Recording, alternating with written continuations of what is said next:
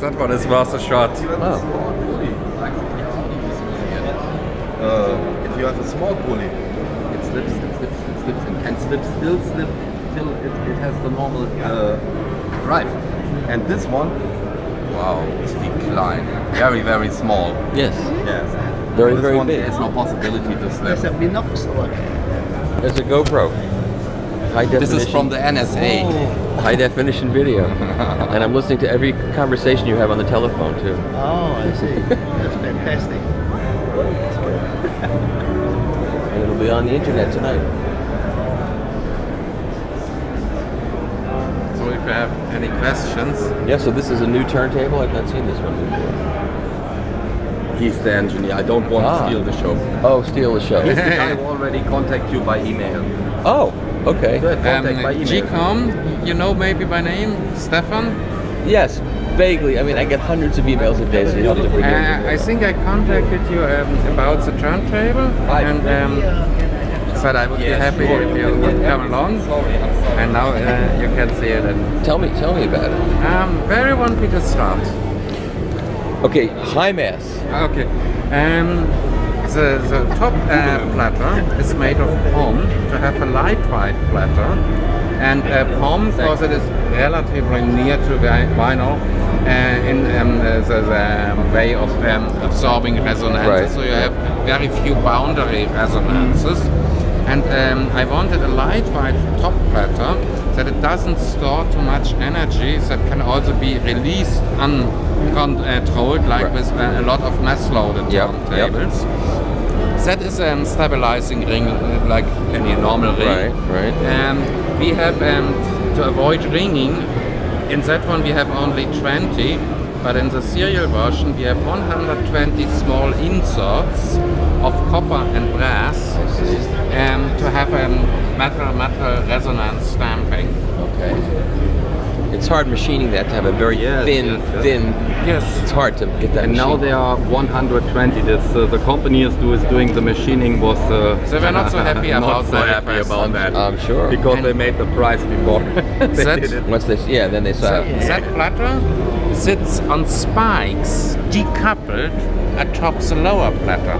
I see. Here you can see the normal ring. How many they are? Yep. Oh, wow. And the idea is that you can get rid of the energy if anything is happening there. The spike ends very low underneath the top surface. It's about only 3 or 4 millimeters. And that sits on the main platter. That is made of alloy, and if you look underneath, you see also round indentions. I can light it up for you.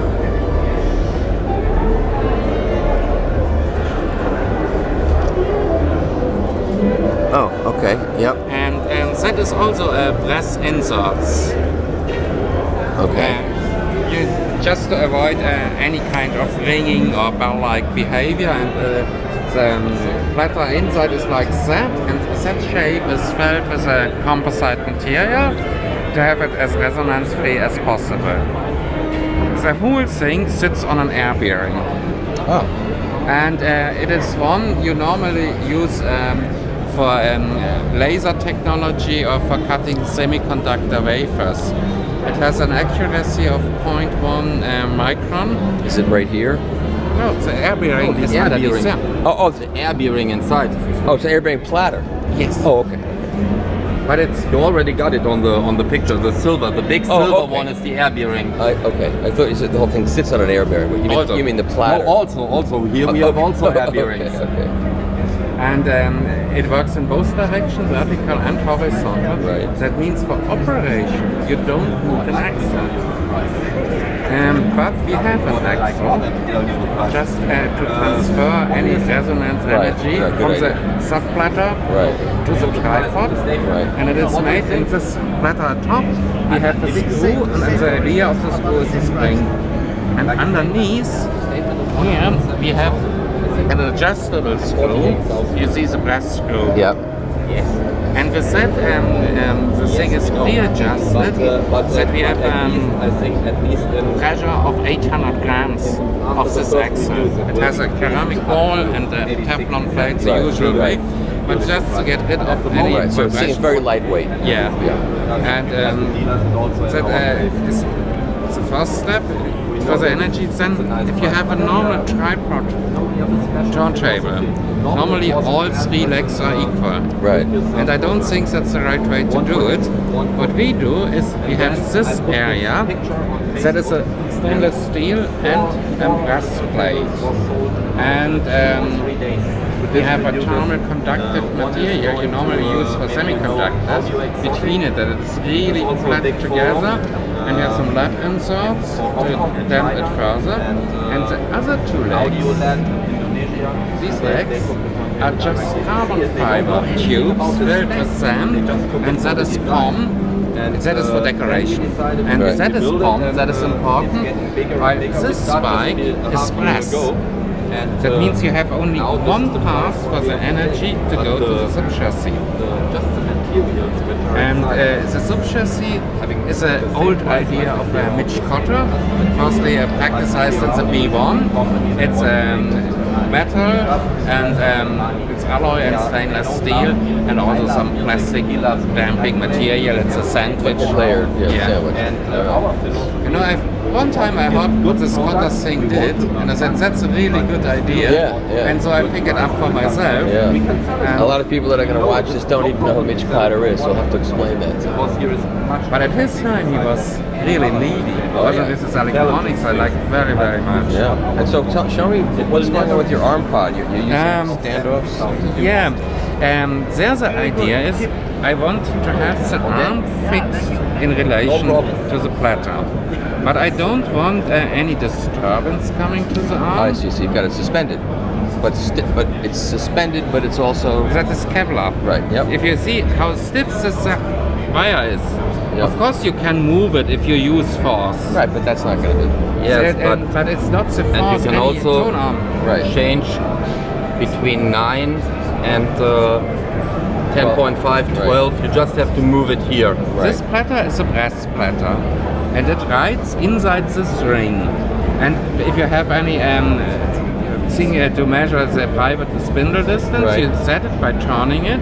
Then if you fix the balls, it's clamps underneath, they can also not move, then it is really very tight. So it is stable. And underneath you see the counter ride to balance it. Yeah. Because it's assumed that the record player is in balance, so the counter ride will balance this platform. And I just now have 3 passes where energy can pass out and defined passes. And if you have you know, the normal mounting plate, I think it's not working properly. No, definitely.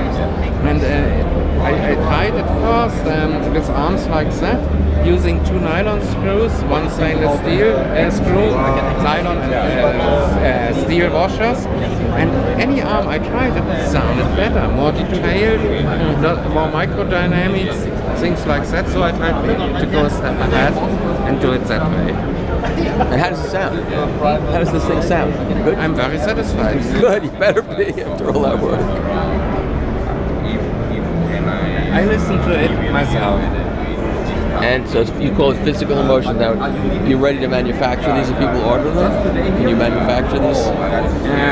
I supervise the manufacturing. My background is I run a company that repairs measurement equipment that is no more supported by the manufacturer. Oh, interesting. And by having all that gear, you know, you have to have very wide band of gear to test all the other stuff. Having all that gear, I also got the idea, I like to listen to music, and I have the means to build real good stuff for myself, not for selling it. Yeah. And then I started building my own system, and I like what I get. So what could you sell this for? For how much money? It is about 50,000. Oh, that's not, in today's world, that's that's not bad for what's here. This is aluminium. You have not seen everything. Oh, there's more? Then we have You have to add another 50,000 for letting your wife have this in your house. Then the price. my wife doesn't complain. Oh, good, you got the right wife. Inside with Oh, those yeah. here inside. You feel there are layers inside. Here you see the damping system, and if it deflates, you know, it goes up. Oh. It is auto If it leveling. sets the level one time, Right. and Just have if the it deflates, what can happen After it is for level any for the reason, next 1,000 it years. readjusts After to the 2 old weeks, state again. I think you will see it maybe some again. air, Yeah. because air every time gets Ah, lost. that's cool. And then the turntable, when you put it on, But it doesn't reacts work and it sees it's if, not okay. the motor it goes is up. on. Oh, here, and No? here. When you play a record, it will not Self-leveling, work. self-adjusting. That did not have jumping the And needle. also it is for the damping. Okay. And what's the motor system? The motor, the idea is if you have a small pulley and it turns, it has some kind of frequency. Right. And also you will have harmonics of this frequency because it turns not completely pure as it should. So this harmonics can reach the audible area and give a kind of coloration to the sound. So I take it, and I have a very low speed by the pulley, so I have no problem with that effect. It's an AC motor? Yeah, AC synchronous AC motor. motor with a PLR quartz control Right. for speed. Right. Where's that? Is that where's the speed control? Built in? Inside Built- here. I see. You cannot adjust it. I do it one time at my lab, And that's it? and that's it. It won't go out ever? And it's a quartz PLR. Yeah. If it operates, it's correct. If it doesn't operate, it's Okay, broken. right. And you see now, you cannot move the platter Sure, because the air bearings. because the motor is not on. Now, the bearing is on. You can move the platter. And now it is turning. Great. Next year you'll come back and have it set up in a room where we can hear it. I would like to invite you. He has one, I have one. If you really want to listen to it, I can invite you to come there. Can't do it this year. No, it's clear. But here the listening conditions are not so. I know. And we had one manufacturer who asked us, can we have this turntable for demo? Yeah. And play with it? Yeah. And I said, no, I don't like it because I know how bad the sound is. Well, some rooms sound pretty good, and something like this would attract a crowd. It would be good.